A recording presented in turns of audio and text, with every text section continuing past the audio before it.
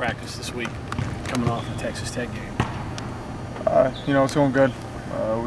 We're just trying to fix some of the things that unfortunately we've been trying to fix for what seems like a long time. Especially now looking back 23 games in. When it's reoccurring issues, you're going to get reoccurring results. So that's what we're working on right now, is just trying to fix some of the bugs that have been, kind of biting us game in and game out. Jordan, What's motivating this team right now? What motivates us is the fact that we're not out of it. We're not dead yet.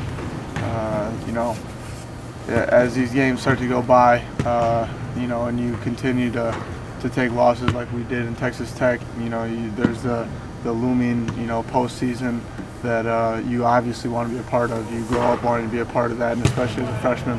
If I'm going to speak personally, I've wanted to play an NCAA tournament my whole life, and that kind of thought that you might not get there is what motivates us. The thought that a lot of people think that you guys are, dead in the water and not going to make it into there.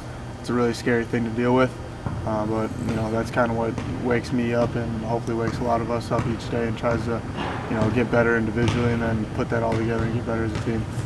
It seems like this is a different team on the road than it is at home. Why is it? I don't know. Maybe it's inexperience. Maybe it's the number of young guys that we have.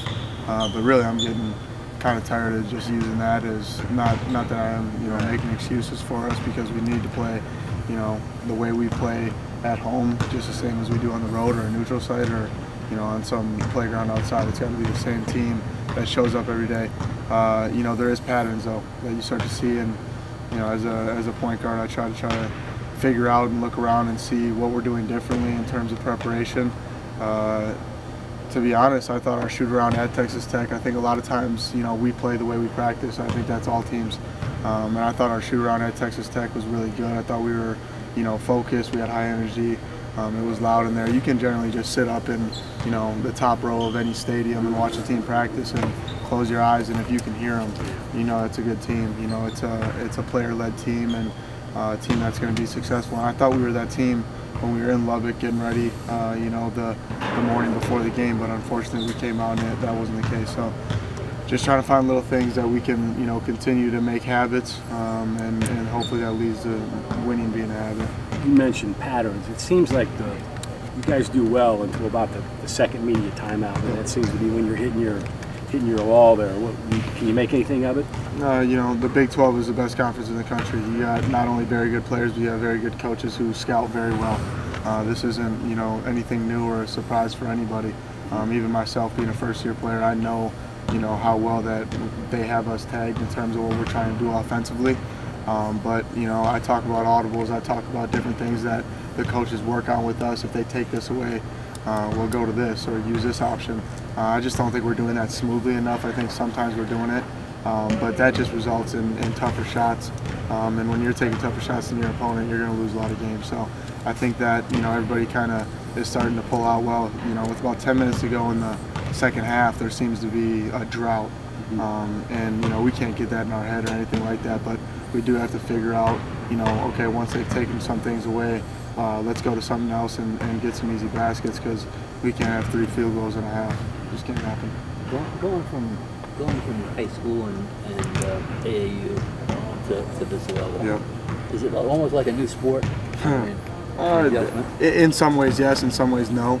I think at times that can kind of cloud your vision and how you are as just a basketball player. I mean, you've been, and when I say you, I mean just about anybody who gets to this level has been playing for a very long time, and presumably at a high level. So at the end of the day, it is basketball, and you have to be able to play. And a lot of our coaches are stressing that, just play.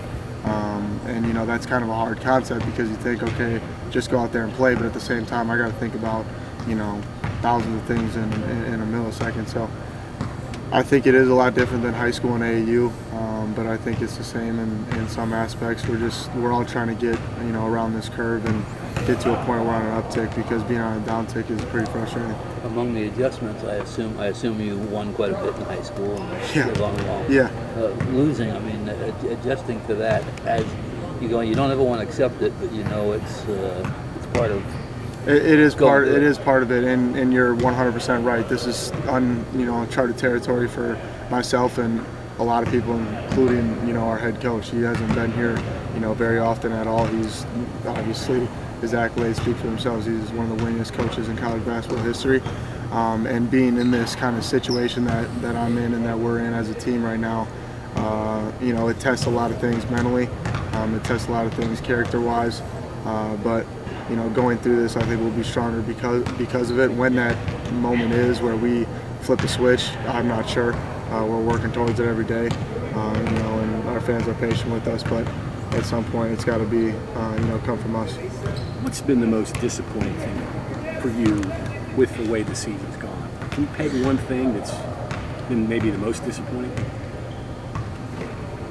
I mean, the most disappointing thing for me is, when we're down, 20 plus or something like that in the few games that we've been like that, to look up, especially if we're at home, and to see, fans get up and start walking out, and they feel the same pain. Probably, some of them may think they feel even more pain than we do, but for me personally, I don't think that's possible. I mean, it's one of the most heartbreaking, disappointing things is to watch, little kids and people that have been here for 40-some years coming to every single game, and they've been used to winning. They've been used to that culture, and I've spoken on culture quite a few times, and I think our culture needs to change. Obviously, we wouldn't be sitting here at 10 and 13 or whatever we are if our culture was the right or going in the right direction. We need to change it, and that's on our players. And our coaches have been doing the same thing as they were doing when they got to 3 Sweet 16s in the last 5 years or whatever it is.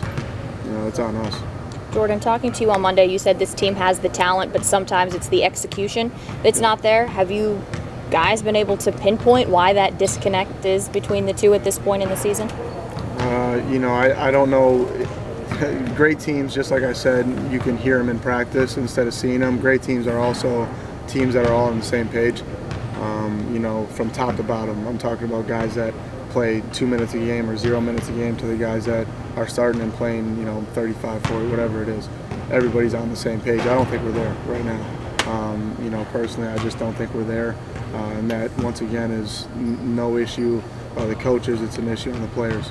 I think we need to start taking accountability and holding ourselves accountable and, fixing some things ourselves because it is, on our shoulders at this point. Are the losses wearing on you a little bit? Are they wearing on the guys?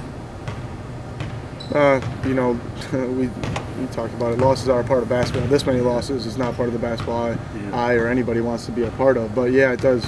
It wears on you a little bit. But I think, you have two options. Once you get to a point in the season like this, you have two options. You either hit that wall, and to be honest, we've continually hit a wall. And you can either turn around, lay down and let the season roll over you, or you can keep pushing, and whether or not the results are changing or not, keep doing the right things every single day because, it's a pretty simple formula. If you do the right things every day, things are eventually going to turn in your direction and in your favor. And I think whether that's, in the very near future or not, it's going to happen. I plan on doing everything I can, and I know a lot of guys on our team are planning to do everything they can to change this. Personally for you, where would you say your confidence level is right now at this point in the season? I take each game one at a time. In terms of confidence and stuff like that, it's not wavering at all. My confidence is something that has been pretty consistent throughout my entire career.